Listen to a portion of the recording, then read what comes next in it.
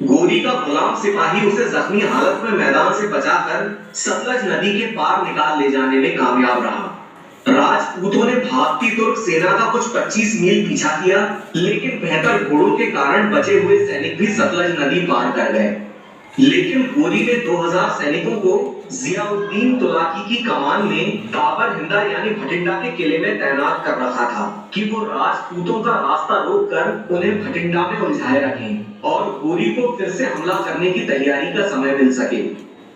ये घेराबंदी काफी लंबी चलने वाली थी, तो पृथ्वीराज ने इसकी कमान अपने सेनापतियों के हाथ में दी और वो अजय मेरू वापस लौट गए। ये घेराबंदी 13 महीनों तक चली, जिसके बाद भटिंडा फिर से चौहानों के कब्जे में आ गया।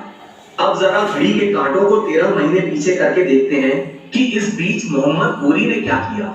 गोरी इस हार की बेइज्जती से अंदर तक बदले की आग में झुलस रहा था। उसने युद्ध में पीठ दिखाकर भागने वाले अपने सेनापतियों और सैनिकों को सार्वजनिक रूप से दंडित किया। कहते हैं कि हार से बड़ा कोई शिक्षक नहीं होता, तो मोहम्मद गोरी भी सोचने लगा कि आखिर वो हारा क्यों। उसकी समझ में आ गया कि इतनी छोटी सेना ले जाकर जीता नहीं जा सकता। दूसरी बात, उसे राजपूतों को पास की लड़ाई का मौका नहीं देना चाहिए था, जिसमें गोरी की हार तय थी। पिछली 2 लड़ाइयों में उसको हाथियों से लड़ने का भी अच्छा अनुभव हो गया था, तो गोरी फिर से लड़ने को तैयार हो गया। उसने नए सिरे से सेना खड़ी की और अब की बार पहले से तादाद में दुगनी और तैयारी में तिगुनी सेना लेकर सन 1192 में वो फिर से सतलज पार आया और उसने भटिंडा पर कब्जा कर लिया। अब अजय मेरू चलकर देखते हैं कि इस 1.5 साल में पृथ्वीराज क्या कर रहे थे। एक तो वो भटिंडा की घेराबंदी अपने सेनापतियों के भरोसे छोड़ आए थे, जिन्होंने उसे 13 महीनों तक खींचा। फिर वो गोरी पर विजय की खुशी में साल भर झूमते रहे। लापरवाही की हद देखिए कि उन्होंने अपने बेहतरीन सेनापति स्कंद और उदयराज को गोरी के संभावित हमले को रोकने को तैयार रखने की जगह इधर उधर के मामूली अभियानों पर भेज दिया। इसकी जगह अगर वो इन्हीं सेनापतियों के साथ मुल्तान या लाहौर पर धावा बोल देते तो इतिहास कुछ और ही होता। लेकिन आज तक भारत की जनता और उसी जनता के समान उसके नेताओं के पास एक ढेले भर की भी दूरदृष्टि नहीं है। पृथ्वीराज के साथ ही चला गया। पृथ्वीराज के पास ये भटिंडा पतन की खबर गोरी के एक प्रस्ताव के साथ आई थी। इस्लाम स्वीकार करो, गोरी का आधिपत्य स्वीकार करो, उसके मांडलिक बन जाओ या फिर युद्ध के लिए तैयार रहो। ध्यान रहे, इस समय तीसरा क्रूसेड चल रहा था, तो इस तरह की शर्तें हमारी समझ में आती हैं, लेकिन एक स्वतंत्र सम्राट इसको कैसे स्वीकार कर सकता था। पृथ्वीराज गोरी का मुकाबला करने चल पड़े।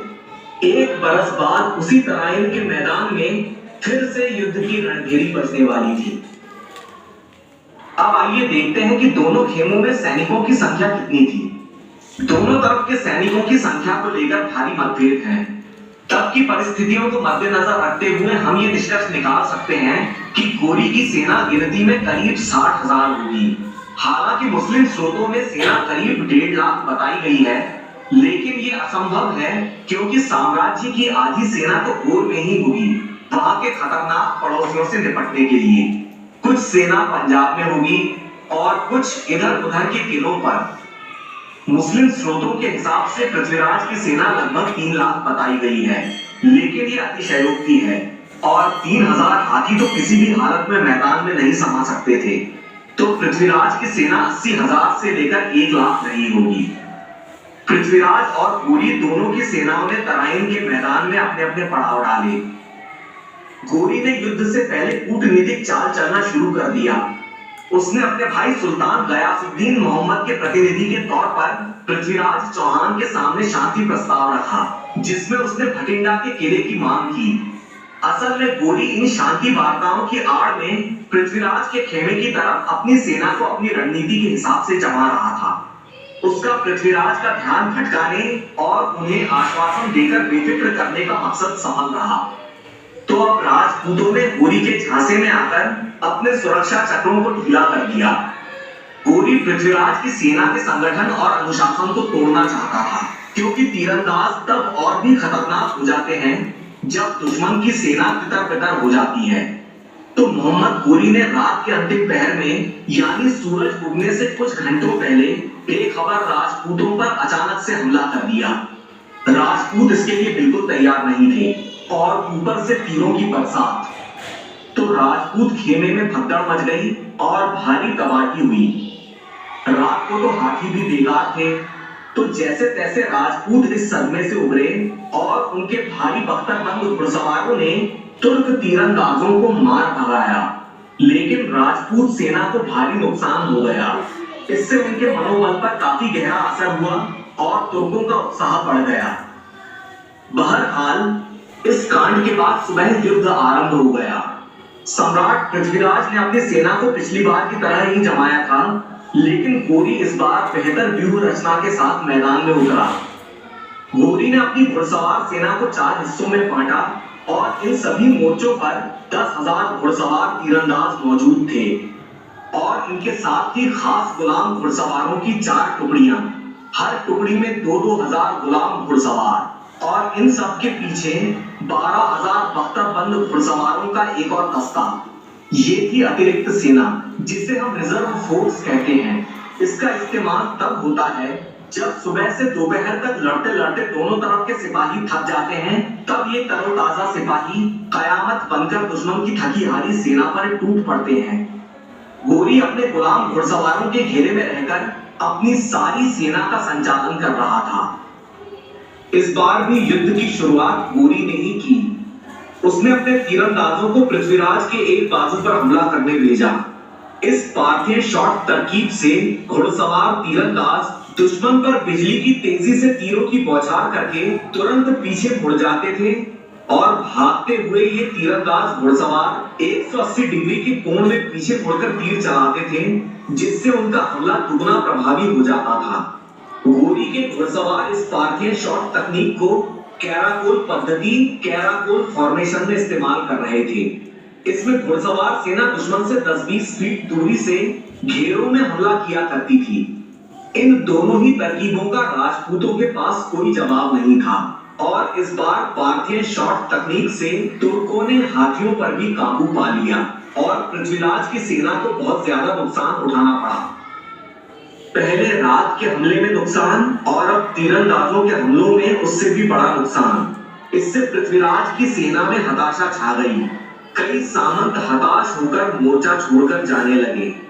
तभी गोरी ने अपनी घुड़सवार सेना को जोरदार हमले के लिए भेज दिया।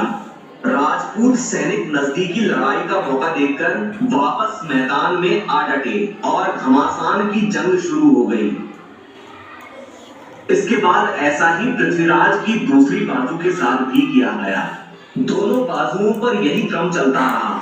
युद्ध के इस मोड़ पर भले ही गोरी की स्थिति काफी मजबूत थी, फिर भी अभी ये कहना मुश्किल था कि गेंद किस पाले में जाएगी। युद्ध बहुत लंबा चला। दोपहर में गोरी ने अपना तुरुप का इक्का फेंका। ये थी 12,000 भारी बख्तरबंद घुड़सवारों की टुकड़ी, रिजर्व फोर्स, अतिरिक्त सेना, जो कि एकदम तरोताजा थी। और दूसरी ओर राजपूत सेना सुबह से लड़ते लड़ते काफी थक चुकी थी। तो इस तरोताजा अतिरिक्त सेना ने वो हमला किया जिसे राजपूत झेल नहीं पाए। सेना का मनोबल पूरी तरह से टूट गया। इस घमासान में पृथ्वीराज का सबसे कुशल सेनापति, उनका दायां हाथ गोविंदराज तोमर भी धराशायी हो गया।